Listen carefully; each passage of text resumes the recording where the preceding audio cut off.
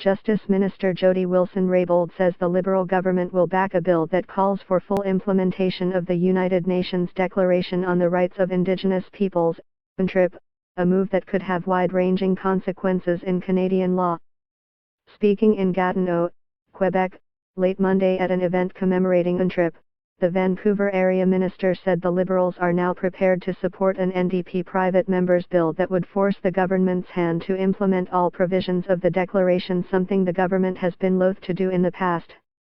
With the direction and leadership of Prime Minister Justin Trudeau, our government will support Bill C-262. The bill acknowledges the application of the UN Declaration in Canada and calls for the alignment of the laws of Canada with the UN Declaration, Wilson-Raybould said. This step alone, however, will not accomplish the full implementation of UNDRIP. A comprehensive approach, one that our government is committed to, will require other appropriate measures.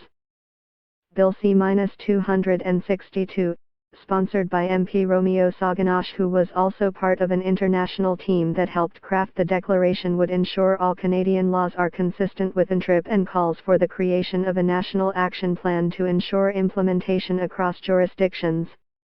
Amnesty International, a human rights group, has called UNDRIP a crucial framework to achieve reconciliation in Canada and recently criticized the government on the 10th anniversary of the declaration's passage at the UN General Assembly for not yet introducing legislation that would implement its provisions. In August, the United Nations top anti-racism body, the UN Committee on the Elimination of Racial Discrimination, urged Canada to adopt a legislative framework in keeping with provisions of the UN Declaration.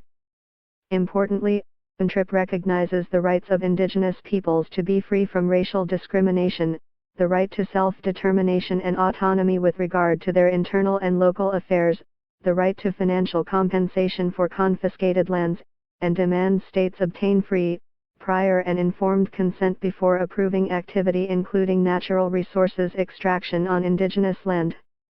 Indigenous activists have long pointed to UNDRIP as a means to oppose pipeline development that would run through traditional territory. UNDRIP also calls on governments to guard against any act of genocide, which includes forcibly removing children of the group to another group. On the child welfare front, the Liberals have acknowledged there is still much work to do, as there are now more First Nations children in state care than at the height of the residential school era. Assembly of First Nations National Chief Perry Beauregard welcomed the government's support of the legislation Tuesday while vowing to work with parliamentarians to make possible changes to its text. Giving life to the UN Declaration in Canadian law will build a stronger country.